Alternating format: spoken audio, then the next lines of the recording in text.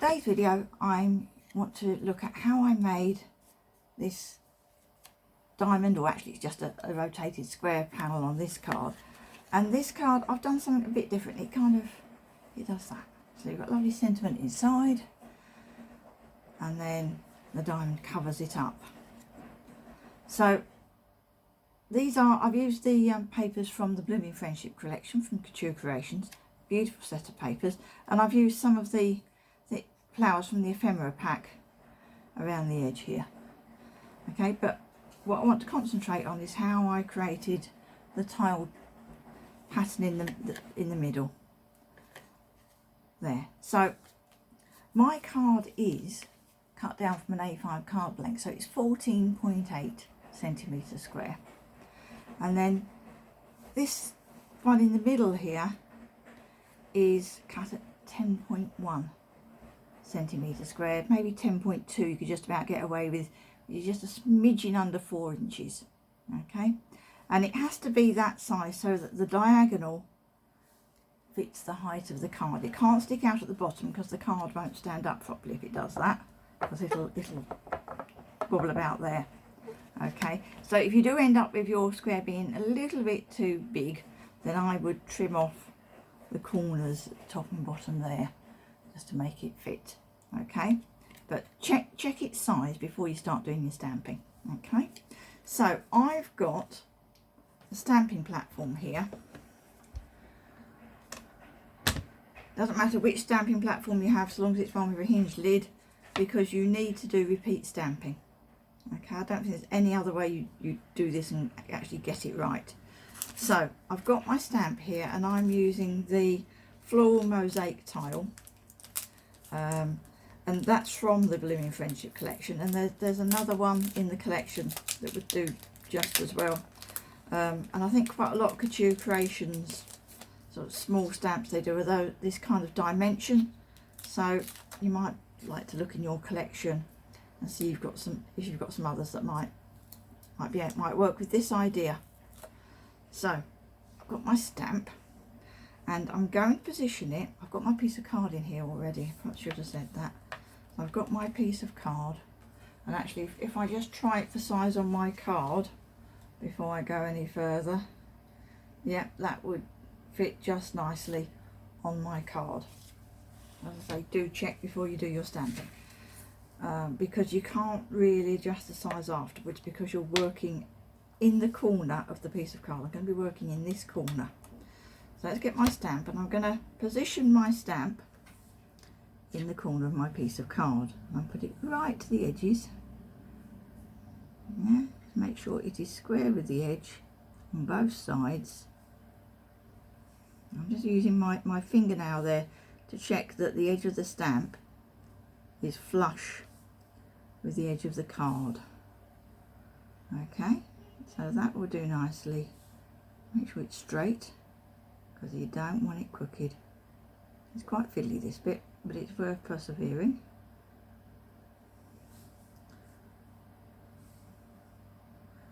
Yeah, I think that will do nicely.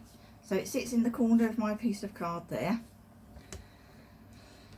Close my lid. Now the ink I've used for this is this Card Deco grey ink. It's a dye-based ink. Okay, so dye-based inks are not good for embossing, but what you could do is stamp with the dye-based ink and then stamp again with an embossing ink, something like Versamark or similar clear embossing ink, and do that as you go around. So you stamp with your colour, and then without moving it, making sure nothing's moved, then you stamp again, but stamp again with the embossing ink. So let me ink up my stamp, and I probably am going to ink it up and stamp it a couple of times. Now I'm working with my card pressed right into the middle of this corner of my stamp platform, so I could always make sure it's in the same place. So I'm going to be turning it around, and I'm going to be repeat stamping. So I always, between each stamping, making sure my card is butted up against that corner. Okay, so I've inked up, I'm going to stamp. It's a very light grey this, so I might want to ink more than once. There we are. And I'm just going to make sure, because my card kind of lifts as I lift the lid, just make sure each time it's pressed into that corner.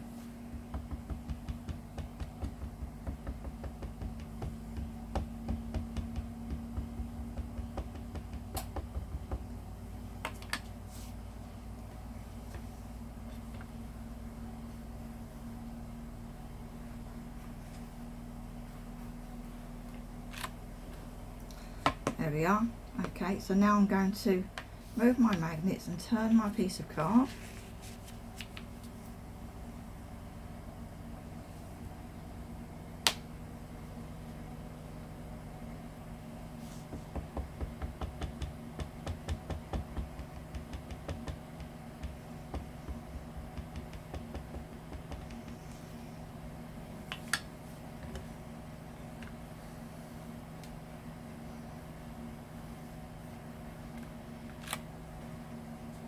Of course, if your stamping does go wrong at any stage, you can turn the card over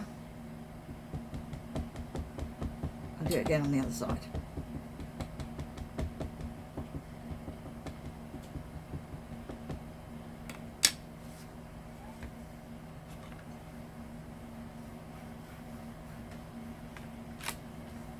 There we are. This is actually coming out quite blurry and I don't know why. Turn my card over and have another go. I don't know why blurry. That's a bit odd. So I've got my card into the corner.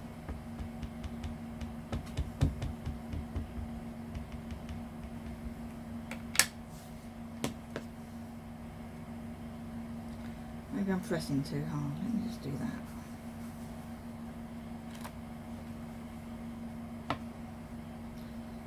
So it's quite a subtle ink, this.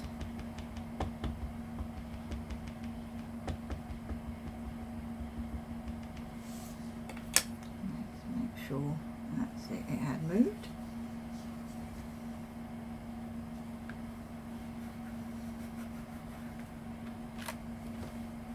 That's better. Let me turn around. So yeah, as I say,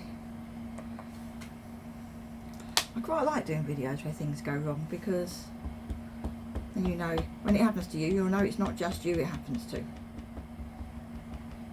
It's all very well people doing tutorials and videos and showing you perfect results, but sometimes it's nice to see that things went wrong at some stage.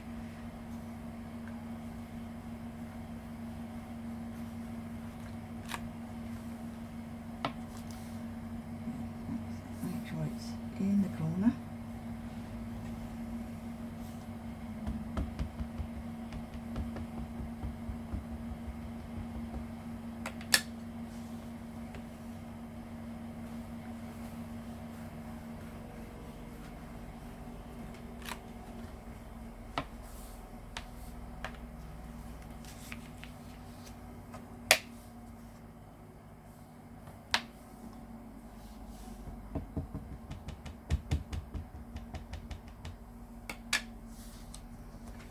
You just go around and you do all of the sides. As I say, it's a very pale grey.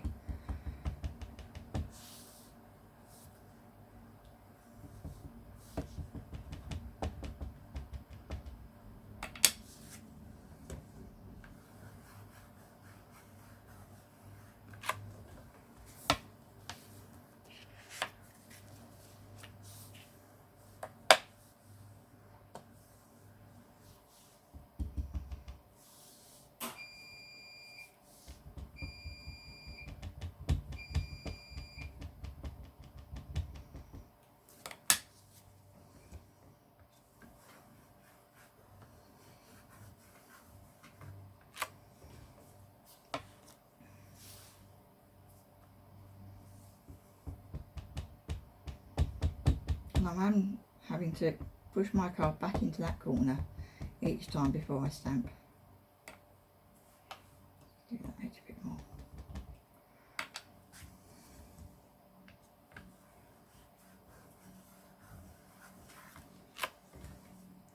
there. So that is how I made my tile pattern. Okay, and that's what I've got in the centre of my card, and then I've done matted loud with some circles and put the coffee break die in the middle there. And I just thought, yeah, it's a just different way for a card to open. So rather than it'll open up like that, and you get a nice dimension with it when it's partly open like that. So there we are. Couture Creations Blooming Friendship collection, and I've used the Floral Mosaic